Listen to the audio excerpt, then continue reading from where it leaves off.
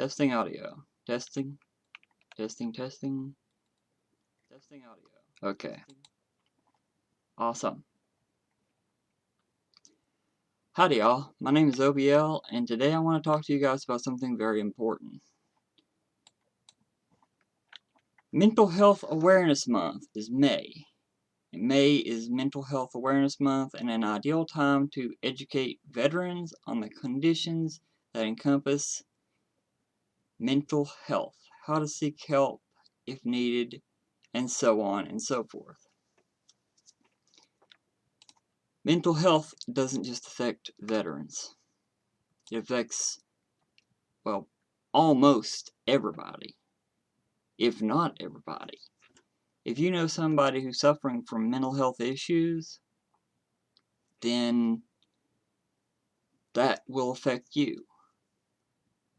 From retardation to post-traumatic stress disorder, there's some sort of effect from every type of mental illness, whether it's the person or the people in contact.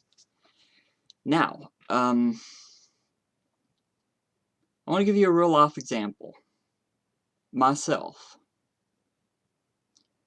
When I was born, my mother always kept me in the car seat. It took me ages to learn how to walk. I have a bad back and bad lower legs because of it.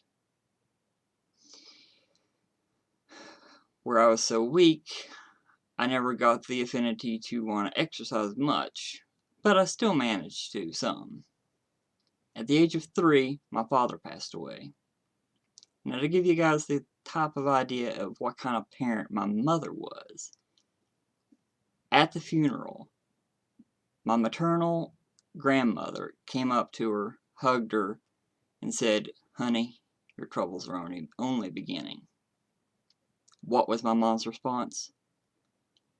Profanity warning, because this is a direct quote. "No, I'm putting my fucking problems in the ground." That's what she said about my father.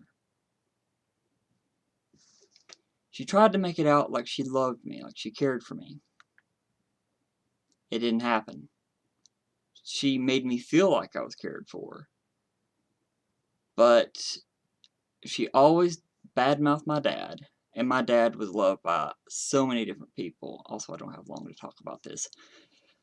But everybody I've ever talked to, he's a nice guy, he's got a good sense of humor, he'll give you the shirt off his back. So many good things. She badmouthed him every time I turned around, talking about shooting at kids. He never did. Yeah, he owned a gun, but he never used it. It was for self and home defense. In first grade, I had prostate problems. It was very embarrassing.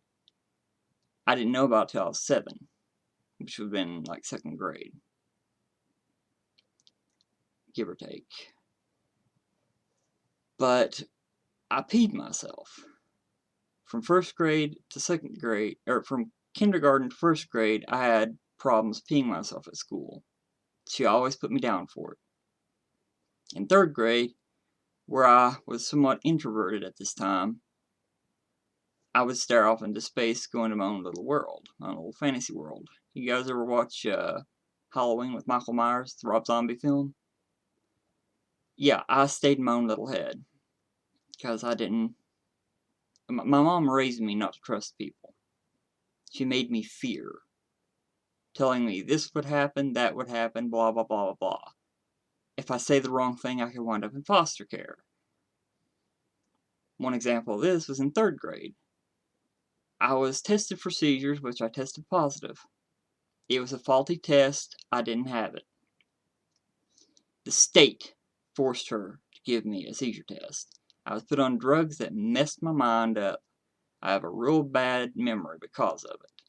During this time, she let her boyfriend, well, molest and rape me. I'll just go ahead and come out and say it.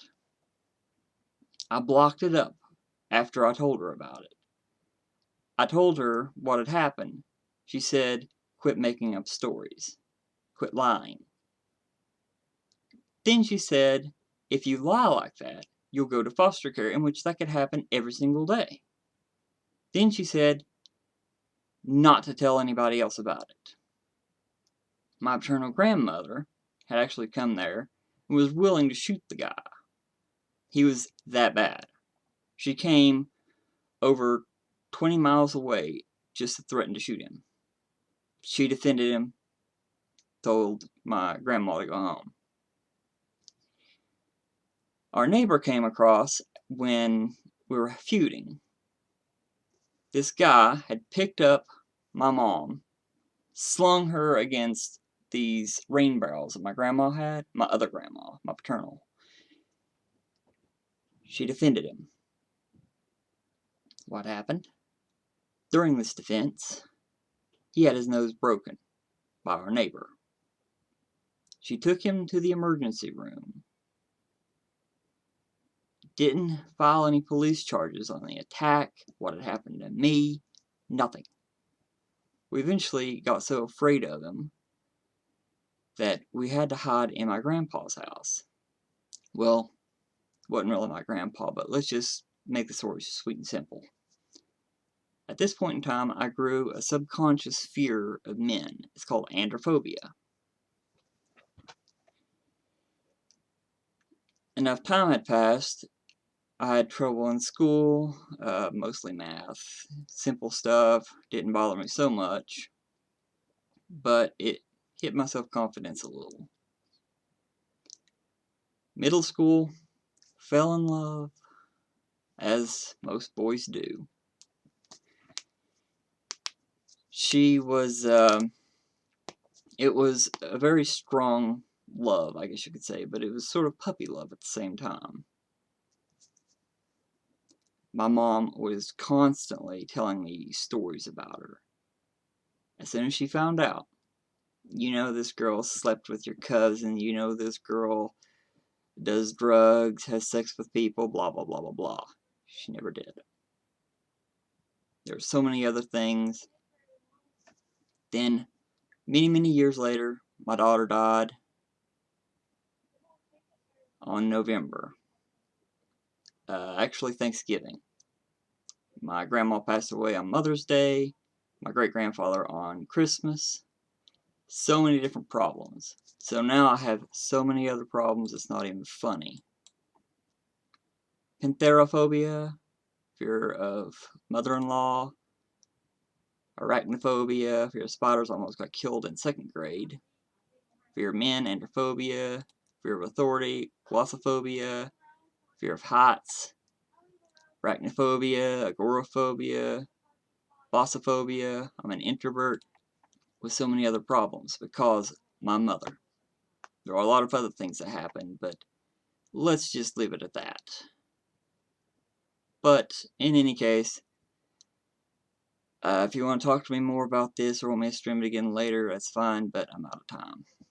Thanks so much for watching, guys. I will post this if you want to know more. Oh, yeah, and one of the big things.